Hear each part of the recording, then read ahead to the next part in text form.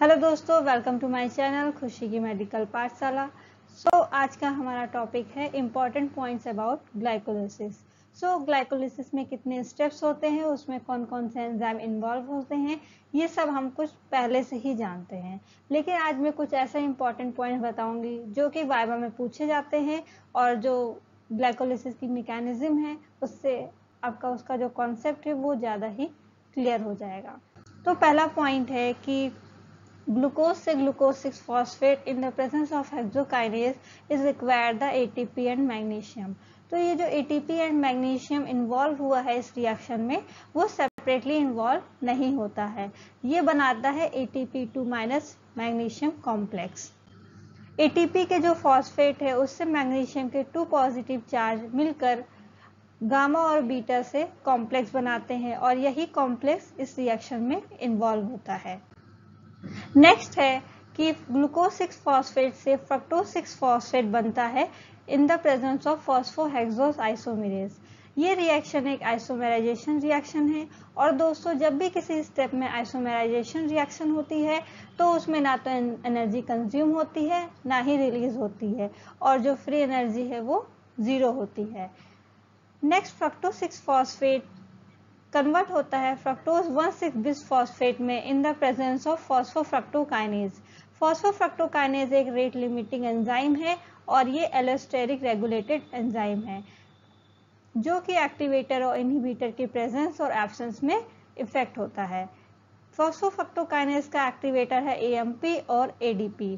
AMP और ADP का concentration जैसे ही इंक्रीज होता है वैसे ही फॉस्फोफ्रक्टोकाइनेज एक्टिवेट होता है और जैसे ही ATP का कंसंट्रेशन ज़्यादा होता है वैसे ही ये फॉस्फोफ्रक्टोकाइनेज को इनहिबिट करता है। नेक्स्ट पॉइंट है एल्डोलेज। एल्डोलेज रिस्पॉन्सिबल होता है ग्लाइकोलिसिस में क्लीवेज के लिए, लेकिन साथ ही साथ ये ग्लूकोनियोजेनेसिस में कंडेंसेशन भी करवाता है। आफ्टर क्लीवेज DHAP और ग्लिसरॉल्डिहाइड 3 फॉस्फेट बनता है। एल्डोलेज 2 क्लास से बिलोंग करता है, एल्डोलेज 1 और एल्डोलेज 2। एल्डोलेज 1 के एक्टिव साइट में जिंक पाया जाता है और मेनली ये बैक्टीरिया में पाया जाता है, लेकिन एल्डोलेज 2 की एक्टिव साइट में लाइसिन पाया जाता है जो कि ग्लाइकोलिसिस में इन्वॉल्व होता है। अब जनरली वाइवा में ये क्वेश्चन पूछा जाता है कि एल्डोलेज जब क्लीवेज करता है तो फ्रक्टोज 1,6 बिसफॉस्फेट के किस कार्बन से क्या बनता है। तो कार्बन नंबर 1, 2, 3 से DHAP बनता है, जबकि कार्बन नंबर 4, 5, 6 से ग्लिसरॉल्डिहाइड 3 फॉस्फेट बनता है।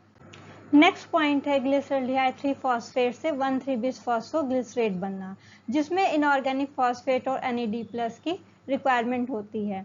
यही 1,3 बिसफॉस्फोग्लिसरेट 3 फॉस्फोग्लिसरेट में कन्वर्ट हो जाता है और फर्स्ट पोजीशन से फॉस्फेट रिमूव हो जाता है। एक्सपेरिमेंट में देखा गया है कि जो ये फॉस्फेट रिमूव हुआ है वही फॉस्फेट ADP से जाके मिलकर ATP का जनरेशन करता है। तो जब एक्सपेरिमेंट में इस इनऑर्गेनिक फॉस्फेट को रेडियो लेबल किया गया और जब नेक्स्ट एक्सपेरिमेंट में ADP के साथ जो इनऑर्गेनिक फॉस्फेट ऐड हुआ है उसको ऑब्जर्व किया गया तो पाया गया कि ये वाला भी इनऑर्गेनिक फॉस्फेट रेडियो लेबल था। मतलब कि जो इस स्टेप में इनऑर्गेनिक फॉस्फेट ऐड हो रहा है वही नेक्स्ट स्टेप में फॉस्फेट रिमूव होकर ADP के साथ बाइंड होकर ATP जनरेट करता है। ये reaction glyceraldehyde 3 phosphate to 1,3 bisphosphoglycerate glycolysis की ऑक्सीडेशन रिएक्शन होती है। नेक्स्ट पॉइंट है 1,3 बिसफॉस्फोग्लिसरेट से 3 फॉस्फोग्लिसरेट बनना। In this step, phosphoglycerate kinase activity is involved. ये रिएक्शन जो है ये एक काइनेज रिएक्शन है और जितनी भी ज़्यादातर काइनेज रिएक्शन होती हैं वो इरिवर्सिबल होती हैं, लेकिन ग्लाइकोलिसिस का यह स्टेप रिवर्सिबल होता है जिसमें ATP का जनरेशन होता है, जो कि बहुत ही ज़्यादा रेयर एग्जाम्पल है अमंग द काइनेज रिएक्शन। ये स्टेप एग्जाम्पल है substrate level phosphorylation in glycolysis. Substrate level phosphorylation mean generation of the AT without enter in the electron transport chain. Next है 1,3 bisphosphoglycerate to 3 phosphoglycerate reaction bypass into the other supplementary pathway in the mature erythrocyte. So RBCs या erythrocytes में mitochondria और nucleus नहीं होता है, जिससे ATP generation possible नहीं होता है। तो ग्लाइकोलिसिस का ये स्टेप आरबीसीज में बाईपास हो जाती है, जिसको हम 2,3-बीपीजी शंट कहते हैं। इसका इंपॉर्टेंस है कि 2,3-बीपीजी क्या करता है, हीमोग्लोबिन और ऑक्सीजन की एफिनिटी को रिड्यूस करता है, जिससे ऑक्सीजन टिश्यू और सेल में इजीली ट्रांसपोर्ट हो जाता है। नेक्स्ट है 3-फॉस्फोग्लिसरेट से 2-फॉस्फोग्लिसरेट। फॉस्फोग्लिसरेट म्यूटेज एंजाइम है जो आइसोमेराइजेशन करवाता है और 3 नंबर कार्बन नंबर पोजीशन से फॉस्फेट रिमूव हो जाता है और 2nd नंबर पोजीशन पे फॉस्फेट ऐड हो जाता है। लेकिन जो 3 नंबर कार्बन पे जो फॉस्फेट है और जो 2 नंबर कार्बन पे फॉस्फेट है वो सेम नहीं होता है। ये जो 2 नंबर पे फॉस्फेट है ये 3 नंबर फॉस्फेट ना होकर ये फॉस्फेट ऐड होता है फॉस्फोग्लिसरेट म्यूटेज के एक्टिव साइट पे पाए जाने वाले फॉस्फोराइलेटेड हिस्टिडीन से। 3rd नंबर फॉस्फेट रिमूव हो जाता है और जो फॉस्फोग्लिसरेट म्यूटेज के एक्टिव साइट पे फॉस्फोराइलेटेड हिस्टिडीन है वो 2nd नंबर कार्बन पे फॉस्फेट डोनेट करता है। अगर हम इस इमेज से समझे तो फॉस्फोग्लिसरेट म्यूटेज के एक्टिव साइट पे 2 हिस्टिडीन पाए जाते हैं, जिसमें से एक हिस्टिडीन पे फॉस्फेट ऐड होता है। ये एक एग्जाम्पल है फॉस्फेट नाइट्रोजन बॉन्ड का। तो ये जो 2nd हिस्टिडीन है वो फॉस्फेट को 2nd नंबर पोजीशन पे ऐड करवाता है, जबकि 3rd नंबर जो फॉस्फेट है वो रिमूव हो जाता है और बनता है 2-फॉस्फोग्लिसरेट, जबकि जो 2nd हिस्टिडीन है वो एक्ट करता है as a base catalyst. Next point है phosphoenol pyruvate to pyruvate in the presence of pyruvate kinase. Pyruvate kinase requires magnesium ion which is inhibited by the fluoride.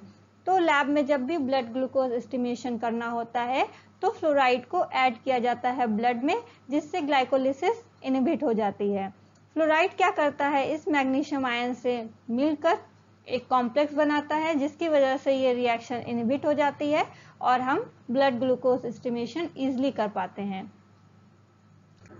Next point है कि glyceraldehyde 3-फॉस्फेट 1,3-बिस-फॉस्फोग्लिसरेट में convert होता है in the presence of NAD+। NAD+ इस step में NADH में convert होता है, जो आगे चलकर इलेक्ट्रॉन ट्रांसपोर्ट चेन में एंटर करता है और NAD+ को रीजनरेट करता है। इस स्टेप के लिए NAD+ as a coenzyme required होता है। लेकिन जब कभी ड्यूरिंग एक्सरसाइज ऑक्सीजन की कमी हो जाती है तो इलेक्ट्रॉन ट्रांसपोर्ट चेन नहीं हो पाता है। तब क्या होता है कि पायरुवेट लैक्टेट में कन्वर्ट होता है, जिसमें NADH+ NAD+ में कन्वर्ट होता है। NAD+ रीयूटिलाइज कर लिया जाता है 5th step of the glycolysis. इस तरह से ये प्रोसेस चलती रहती है। आई होप दोस्तों आपको मेरा वीडियो पसंद आया होगा। आपको अगर मेरा वीडियो पसंद आता है तो प्लीज़ मेरे चैनल को subscribe, comment, share and like करें। Thank you.